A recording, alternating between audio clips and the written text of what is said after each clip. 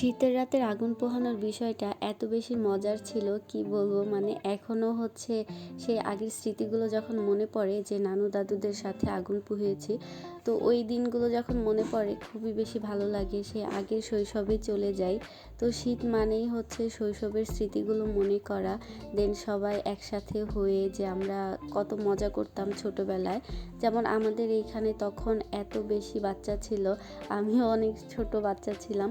তো সবাই মিলে হচ্ছে মানে যে যেখান থেকে পারছি পলিথিন নিয়ে আসছি, এটা নিয়ে আসছি, ওইটা নিয়ে আসছি, আনার পর হচ্ছে এরকম আগুন ধরায় সবাই চারপাশে বসে হচ্ছে আগুন পোহাতাম। মানে এই ব্যাপারগুলো এখন এত বেশি মিস করি যে হচ্ছে মানে অনেক বেশি মিস হয়। তো তারপরও আমাদের বাড়িতে হচ্ছে এইরকম মাঝে মধ্যে আমরা যখন অনেক বেশি শীত পড়ে, তো বাড়িতেই হচ্ছে এভাবে আগুন ধরিয়ে তারপর সবাই মিলে আগুনটা পোহাই। তো তখন হচ্ছে অনেকটা সেই আগের স্মৃতিটা মনে পড়ে যায় যে তখন আসলে এত বেশি মজা করতাম। এখন তো এগুলো প্রায় বিলুপ্তই হয়ে গেছে, কেউই আর এইভাবে আগুন পোহায় না। কিন্তু যখন আমরা পোহাই তখন খুবই ভালো লাগে, একটা সেই আগের দিনের অনুভূতি ফিল করি। তো আপনারাও কারা কারা এইরকম মানে ভালো লাগে এই সব জিনিসগুলো অবশ্যই কমেন্টে জানাবেন। আর আমি তো মানে সবসময়ই যে আমার হচ্ছে আগের জিনিসগুলো বেশি ভালো লাগে। মানে আধুনিকতার ছোঁয়ার জিনিসগুলো ভালো, তবে এগুলো হচ্ছে আগের মতো ফিলটা দেয় না। কিন্তু আগের জিনিসগুলো এত বেশি ভালো লাগতো, মানে আগে সবাই একসাথে থাকা, একসাথে খাওয়া দাওয়া, মানে এই ব্যাপারগুলো কিন্তু অনেক বেশি সুন্দর আর অনেক বেশি ভালোও লাগে।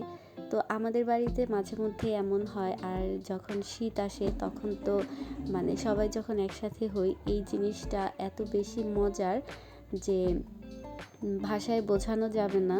আসলে যারা হচ্ছে এই জিনিসগুলোকে ফিল করতে পারে তাদের অনেক ভালো লাগবে। তো আমরাও হচ্ছে এই যে শীত পড়তেছে মানে প্রতিদিন রাতেই হচ্ছে আমরা আগুন ধরাই আর হচ্ছে এভাবে অনেক বেশি মজা করি।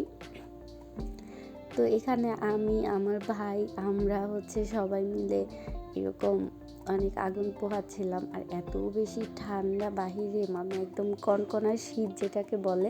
আর শীতের দিনে বেশি ভালো লাগে যখন হচ্ছে আগুন পোহানোর সময় সবাই মিলে গল্প করা যায়, তখন বেশি ভালো লাগে ভূতের গল্প করলে। আমার তো ভূতের গল্প অনেক বেশি ভালো লাগে।